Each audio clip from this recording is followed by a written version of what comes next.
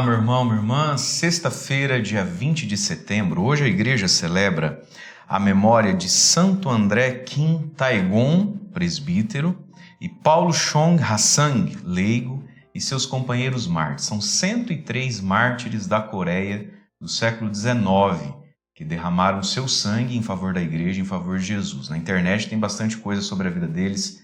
Vale a pena você pesquisar sobre os mártires da Coreia. E o padre quer pedir, vamos criar o costume, quem acompanha pelo YouTube, sempre, toda vez, nessa homilia diária, aqui embaixo, ó, clica no joinha, dá o like, que assim você ajuda o canal a crescer e chegar a mais pessoas. Vamos refletir o evangelho de hoje?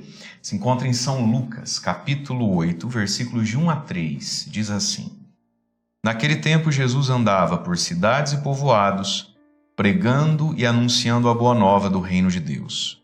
Os 12 iam com ele, e também algumas mulheres que haviam sido curadas de maus espíritos e doenças. Maria, chamada Madalena, da qual tinham saído 7 demônios. Joana, mulher de Cusa, alto funcionário de Herodes. Susana e várias outras mulheres que ajudavam a Jesus e aos discípulos com os bens que possuíam. Palavra da salvação, glória a vós, Senhor. Irmãos e irmãs, celebrando hoje os mártires da Coreia, que generosamente deram a sua vida por Cristo, derramando o seu sangue no século XIX, vão morrer todos lá entre os anos de 1839 a 1867, uma grande perseguição que por lá houve.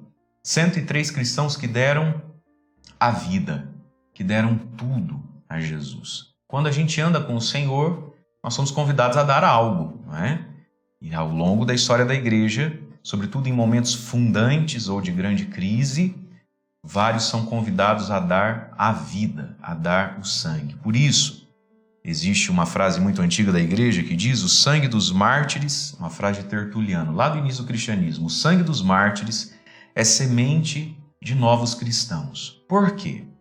Porque na vida como um todo, e sobretudo e também na fé, a mediocridade não nos atrai, a mediocridade não nos move. O que nos atrai, o que nos move, o que nos empolga, não é? Não são coisas medíocres, mas são coisas bem feitas, muito belas, muito radicais até. Para tudo é assim. Quando, por exemplo, o mundo quer nos convencer a comprar algo, a entrar numa academia, não se mostra um produto mediano, não se mostra um corpo que emagreceu um pouco. Se mostra algo nota 10, não é isso? Bem elevado. Propósitos grandes movem grandes pessoas e nos movem também, porque na mediocridade todos nós já estamos. Então, queridos, quando a gente olha para os mártires, quando a gente lê o Evangelho, essa radicalidade é o que move a igreja através dos séculos. E aí, então, hoje celebramos 103 pessoas que foram martirizadas por causa de Jesus, por causa da fé católica, e nós temos um resuminho aqui de São Lucas, lá na altura do capítulo 8, quando passado todo o capítulo 7 ali, Jesus que acolhe os pequenos, acolhe os pecadores, acolhe os pagãos estrangeiros. É como se São Lucas estivesse nesses 3 versículozinhos, o evangelho de hoje é curto, né? Amarrando um pouco a coisa para daí poder continuar, resumindo o ministério de Jesus, o dia a dia de Jesus. Então, olha lá, 3 coisas importantes aqui a gente poderia notar então. Primeiro, Jesus andava pregando e anunciando, né, a boa nova nos povoados. Jesus que anda. A igreja que precisa andar, a igreja que precisa ir a povoados, nações e diversas situações. Hoje, de algum modo, a igreja já está nos lugares físicos, na grande maioria, né, das vezes, dos casos. Claro que ainda existem países muito pouco evangelizados. Mas o Papa Francisco tem uma expressão bonita quando ele fala das periferias, né, as distâncias, as periferias existenciais. Porque num país como o nosso, por exemplo, católico, nas nossas cidades, a gente vê a igreja matriz, vê a capela, né?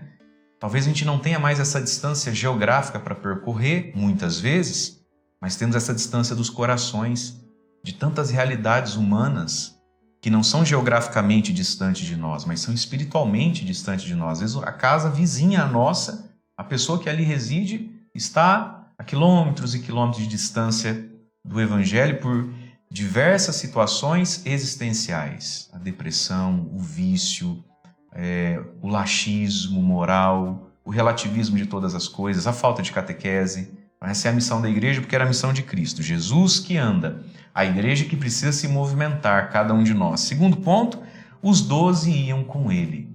O apostolado, ir com Jesus. Jesus sempre com os 12 escolhidos, os 12 primeiros bispos, a igreja enquanto hierarquia, a igreja enquanto uma estrutura da qual a gente precisa fazer parte. A igreja que é sacramento da salvação, ensina o Concílio Vaticano II, né? A igreja que é sacramento da salvação para a humanidade. Os 12 que sempre vão com Jesus, esse andar com Jesus. E aí, junto com os 12 também, tem esse grupo maior que vai compondo aqui como que a família de Jesus, quando diz aqui das mulheres que haviam sido curadas de doenças ou maus espíritos, e aí enfatiza alguns nomes de mulheres que possivelmente foram marcantes para o conhecimento daquelas primeiras comunidades, sejam porque tinham sido curadas de doenças à beira da morte, ou seja porque foram libertadas de pecados e escravidões espirituais. E se destaque aqui então Maria Madalena, da qual tinham saído 7 demônios, nem 1 nem 2, mas 7 demônios, é a plenitude do mal, né?